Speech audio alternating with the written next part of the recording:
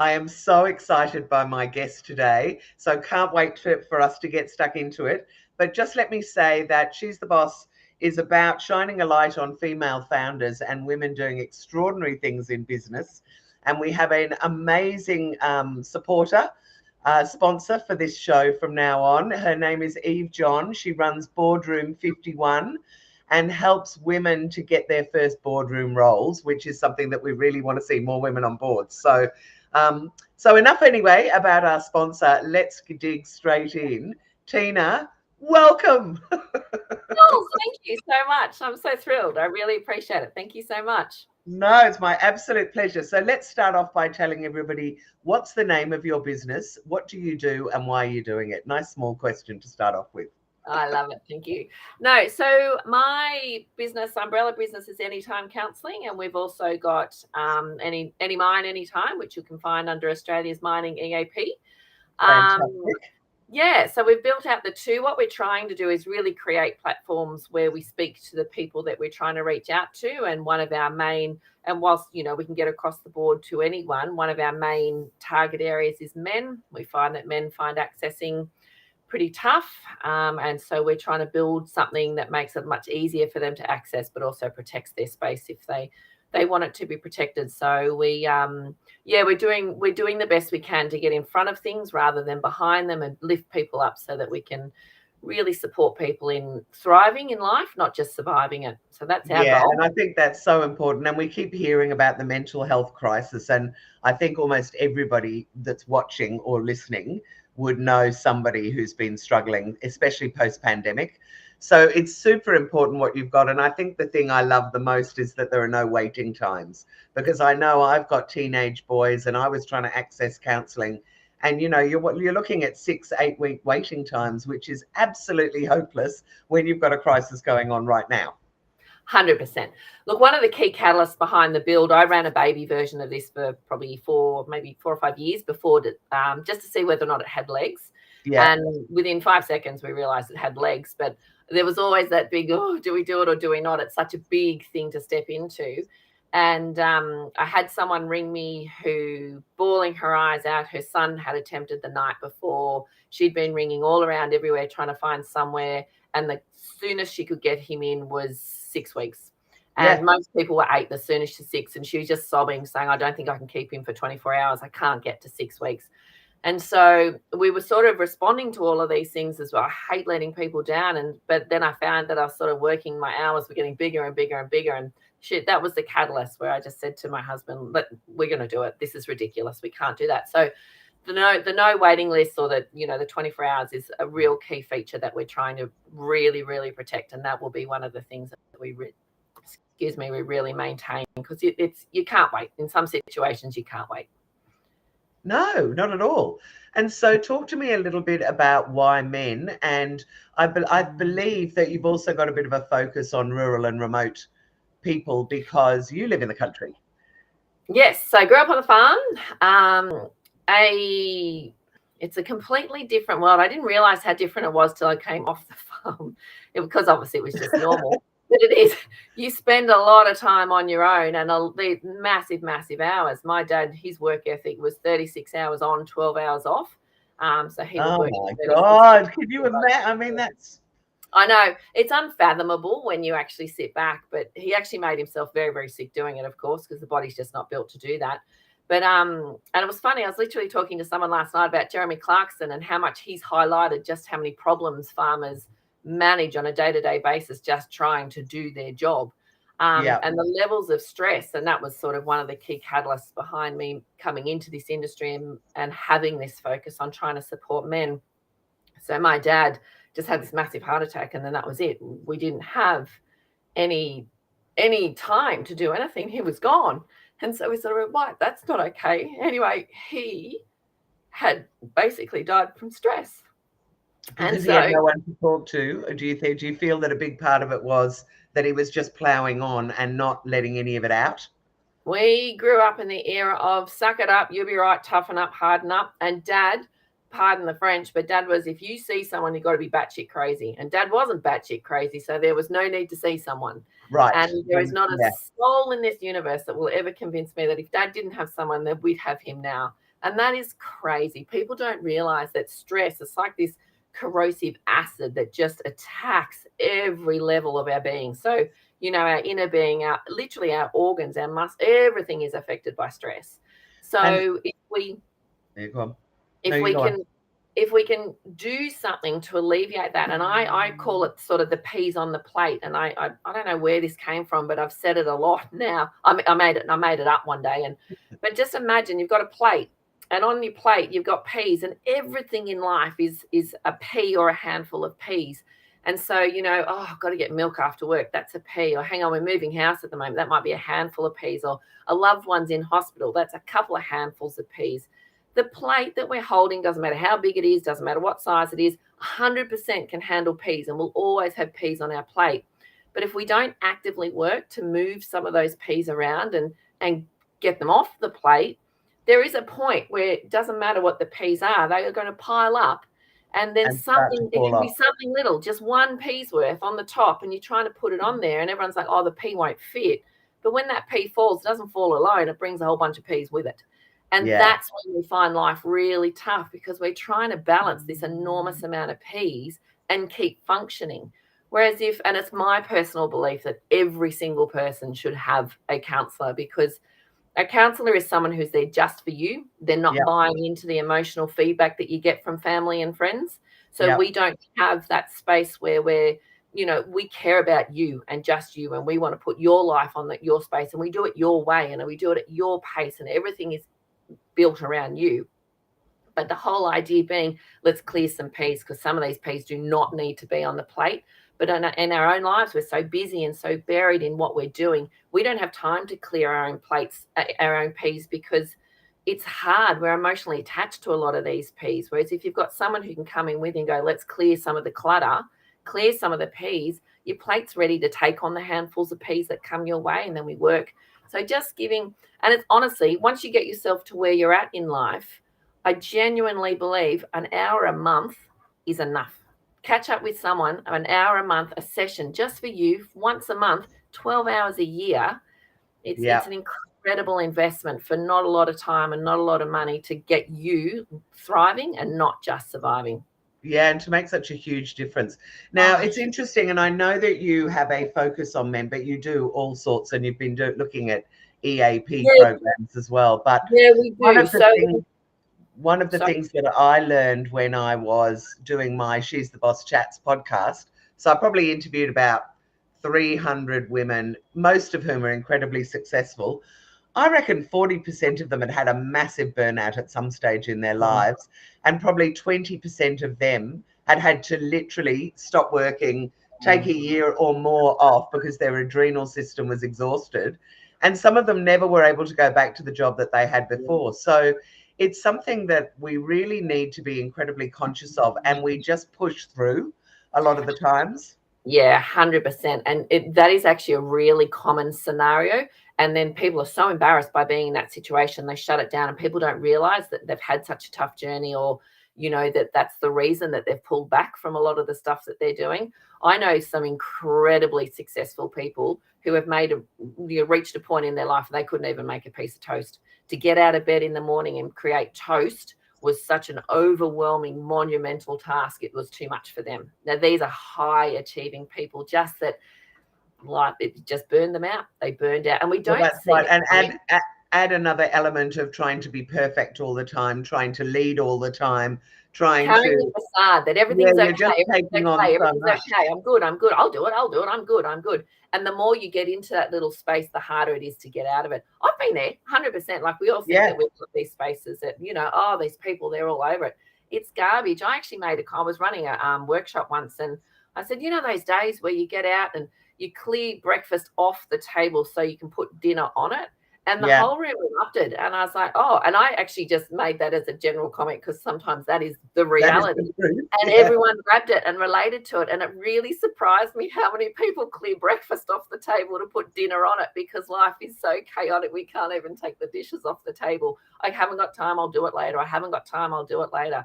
And then later gets pretty chaotic. Like, I don't know if I can do this all. And it's hard, and we all get stuck into it. But women are more inclined to speak, so they're more inclined to ring a friend, chat to someone on the train, talk to the bank teller as they're doing their banking, have a yarn, catch up for a coffee. Men don't do that as much, and they don't do it as easily. And then when they do catch up with mates, it's all about how good I am and I'm okay. And it's a really stoic space, and it's great that they, they can do that, but inside it's not good and it's not great. No, it's just tough.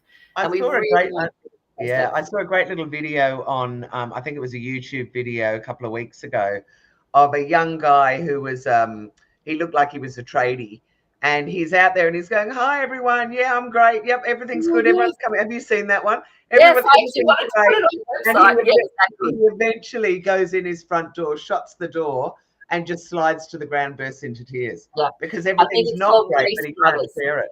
Yeah, that's it. Reese Brothers, check them out. And he does a really good job. It's like, yeah, I'm great. And then he gets inside. He's just like, oh my God. Yeah. And that is just the reality for so many people. And it's so tough. So tell me a little bit about how your service actually works. For anyone that's listening, what happens? So you've got to that stage where you go, if I don't talk to someone, my brain is going to explode or whatever, or my heart's going to break. How do they work with you? How does your company work? So if you're just an individual out there looking for support, jump on to anytimecounselling.com.au and literally you can log in, sign up. There's a bunch of different options for you to access. Got any questions, reach out to us, info@anytimecounselling.com.au. We are happy to chat. Our goal is to take mental health from a reactive space where we just pick up pieces, shove Band-Aids on broken ankles and leave. We want to take it to a proactive space and go, you know what, let's fix this properly so it's not something that's going to keep coming up in the future. So reach out to us because we're happy to chat. Jump on there. You can book in. You can look. There's no locking in anything. There's no hidden contracts or anything like that. You're not signed in. You don't have to sign your life away. Because one of the biggest fears I think that people have when they go into counselling is that there's not a lot of options. So you've got to take the one who's been given to you. And if you don't click with them, you're kind of like, what am I going to do now? Wait another 12 weeks. So how does it work with you? Especially in the rural areas, we want to bring back choice and control. So especially in the rural areas, sometimes you've got limited choices to who you can go through and an enormous wait list to get to them anyway. And like you said, don't like them, want to change, you've got that wait list again. With us, jump in. We can generally 24 hours plus, we can get you in. And if you don't like the person that you've chosen, you just simply change, pick someone else the next time. You can talk with us if you want a bit of a help with the personality match. That's absolutely okay. One thing we've got to remember is, and oh God, I hear it so often. People go, I've tried mental health. It's not for me. I've tried counseling. It's not for me. It's like, do you go to the doctor, meet the biggest, most horrible person? I was going to use a word that I shouldn't. Meet the doctor and go, I really hated that doctor. Medical, it's not for me. No, we go and find another doctor. And this is the same space. This is a really personal space. So you need to gel with who you're speaking to. And if you don't feel it, it's not right. It's not going to work. And we don't care. Like counsellors don't care because we want the best thing for you as well. We're not locking you down to coming to see us.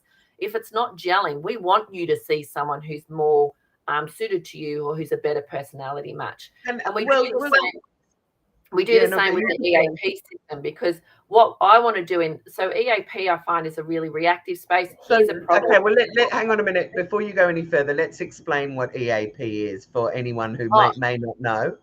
Sorry, the Employee Assistance Program. So now, legally, you have to protect your employees' psychological safety as well as their physical safety. So you need to have someone available to them that if they're starting to struggle, it's actually a legal requirement that companies support that space as well. Right. So if you're in a business that's, taxing your employees' mental health in any way, i.e. all of them, in my opinion, but anyway, you have to supply something that can help keep them safe. So we've got these EAP programs. What I find with a lot of the EAP programs and personal experience with the EAP programs and talking with heaps and heaps of people who have experienced the EAP programs, some people will keep those internal, some businesses will keep those internal and people will talk, but that information will filter. And that's not ideal and it's totally unacceptable in our world, but that happens so people are reluctant to use them. The other thing that happens is It's like, oh, we've had this disaster, we've had this incident, we've had this whatever. Talk to the EAP, you get your 4-6 sessions, whatever's been set up. And then there's no guarantee you'll get the same person each time. It's like a really reactive response to this particular incident. Just get you to the other side and then keep on going. And we want to build people up and get in front of the problems. It's really hard position because we're trying to actually prove a negative, which is difficult. But we're really wanting businesses to see, if you look after your mental health in your workspaces in a proactive way, which is how we've built our design, you can overcome things like absenteeism, presenteeism. Presenteeism is where people show up, but they don't actually do anything. So they've turned up for a day's work, they're not productive. So it's the same as if they never showed up anyway. The only difference is they're in the building. So absenteeism, presenteeism. Mental health's actually tied to a lot of physical ailments. So you can have a lot of physical problems that are tied to mental health. And I always remember there was an incident of someone who had shoulder blade pain. So not shoulder muscle pain. We do store a lot of tension. Wow, shoulder blade pain. Shoulder blade pain. And this is why I remember it, because it was so different. Shoulder blade. And they did everything. They even did bone testing to see what it was.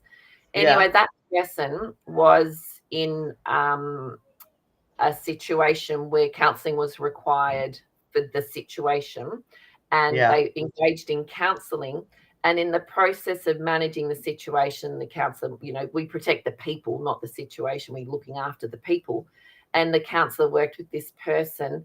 And at the end of the situation, the counselling process, the shoulder pain disappeared for no reason whatsoever. Wow. So the shoulder, and that's what we sometimes forget, is that a lot of the physical ailments we carry can be related to how much we are mentally struggling or coping. Right. It's really about taking the space, proactively getting in front. If we can get your workforce up to this functioning level, that's amazing, and keep them there, you can save, like, it's billions of dollars that are lost every year to absenteeism and presenteeism. Like, imagine getting in front of that. You can literally save billions of dollars by investing in, I think in the mining industry, the statistics are every $1 invested in mental health saves $5 plus in the long run. Wow. So that's a huge return, isn't it?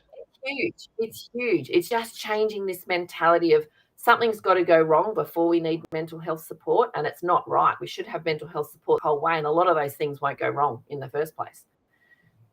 Yeah, I love that your mission in that sense. I think that that's really important. And there'd be a lot of people that have got aches and pains and wouldn't be thinking necessarily about the ridiculous hours they're working.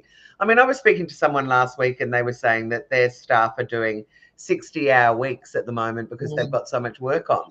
And you just kind of go, oh my God, something's going to break. No one can keep doing that for any period of time really without it affecting them. No, it's not sustainable. And that's another thing to watch, just as a blanket in the mental health industry. Anything that's 24/7 is not run by a human, because humans can't run 24/7. And they made a robot who, poor little bugger, they set him up to run 24/7 and he couldn't even last. The robots can't do 24/7. There's no way humans are ever going to be able to pull it off. So anyone I'm shocked by that robot, though. I would have thought all robots could just keep going. I'm shocked by the robot analogy. Yeah, even the robot fell apart. They worked at 24/7 to see how long it would last, and even he couldn't pull it off. So, I mean, obviously, technology is just a thing on the side. And I know. It's a bit of fun. At some point, so, humans cannot work these sustained hours and maintain their health. It just doesn't work. No. And I know that you are actively looking now, if there's anyone listening, who has an organisation that is looking for some mental health supplier or somebody to help with their remote or rural workers, then absolutely Tina from Anytime Counselling is the go.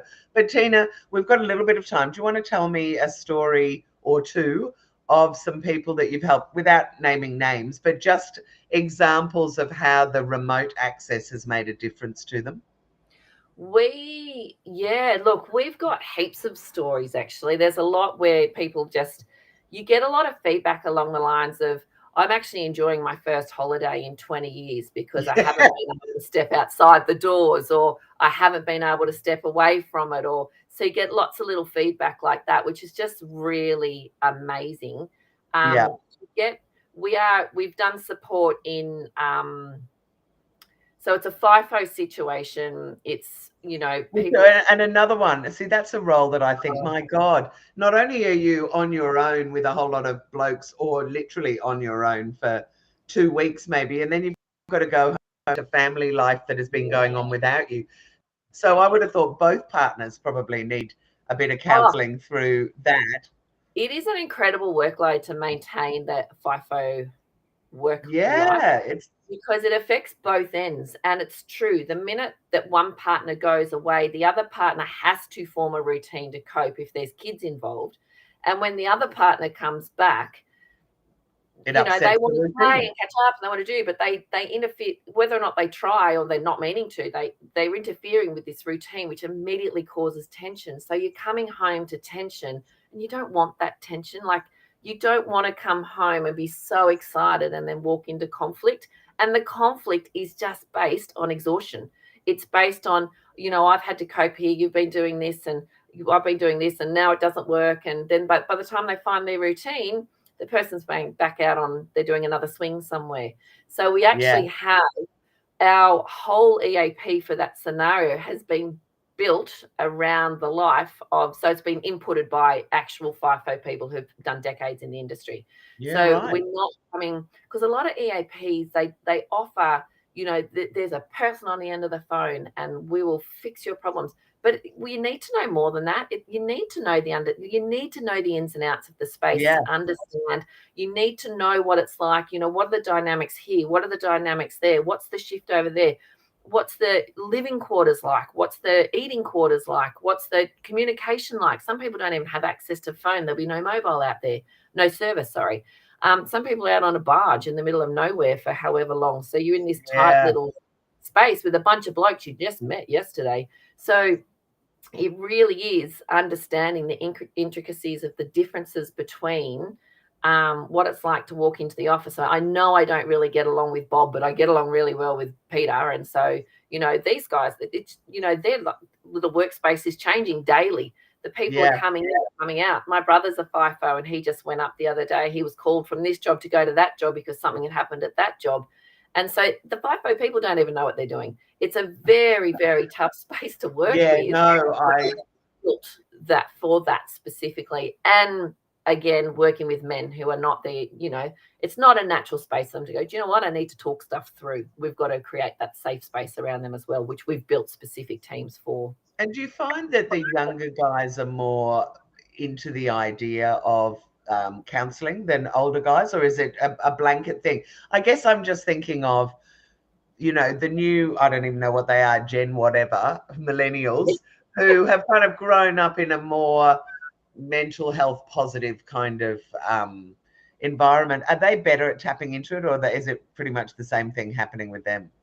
They're better once you get them started. One of the blocks you'll find is these younger blokes or people are coming into that, but they're surrounded by people who are like, no, you're not doing that. That's ridiculous. Toughen up. You're fine. Have the concrete.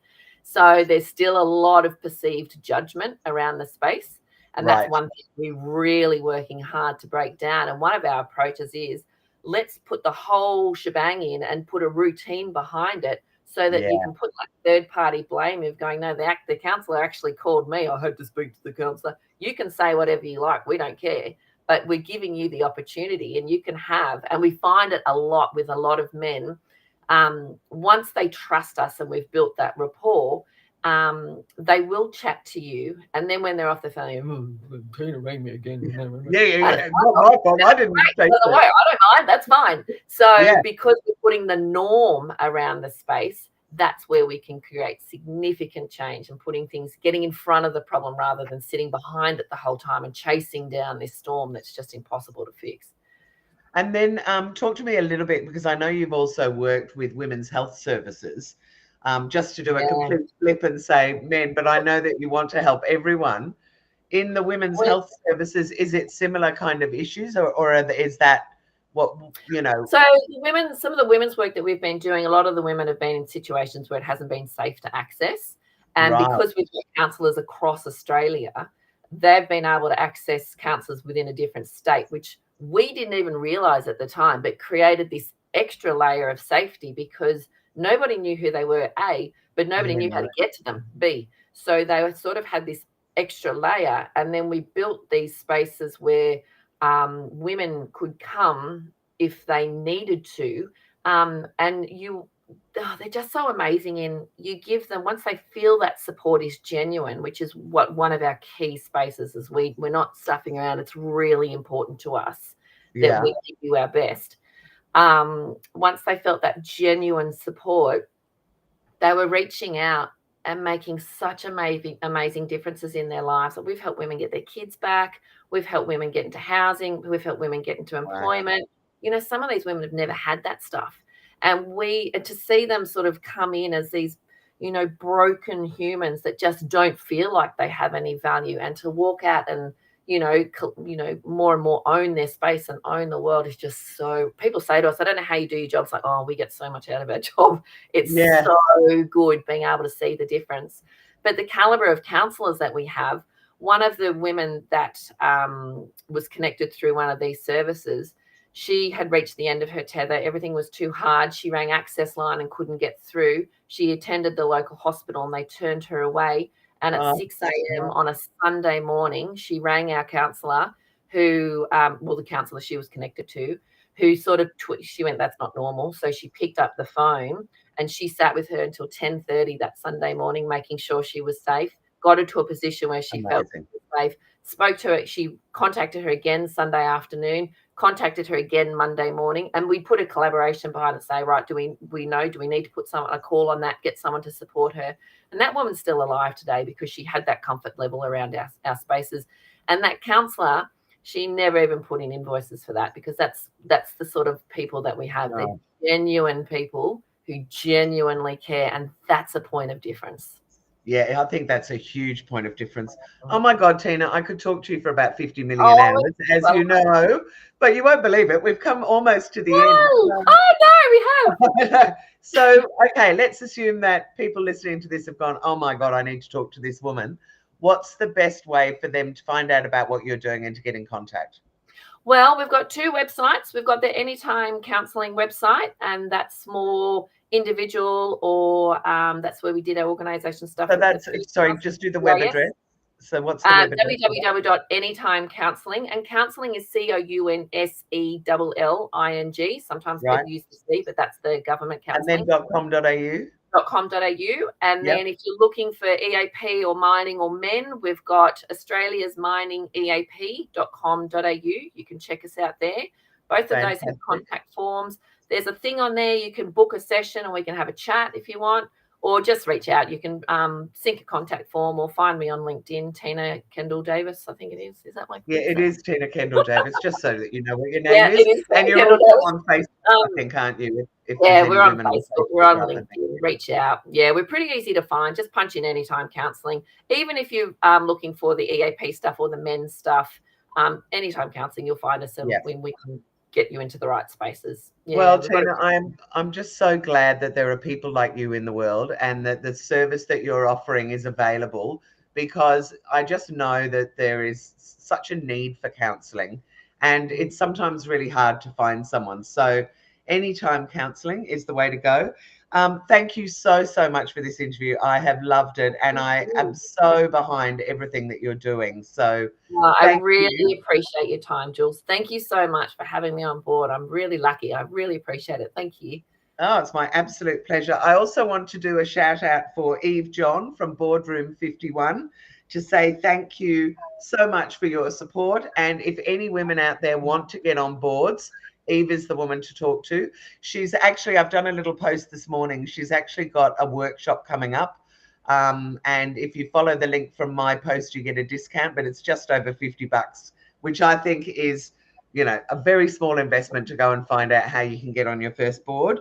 Please, if you're interested, or you're a female founder or a woman running a business, particularly if you're over 45, come and check us out at shesthebossgroup.com. We also run in-person and online events throughout the year up and down the east coast of Australia. You can connect with me on LinkedIn or join the She's the Boss Facebook group, which is very active with over 4,000 women in there. I also coach and mentor women and give you advice. So you're very welcome to make a time with me and have a chat about me being your mentor.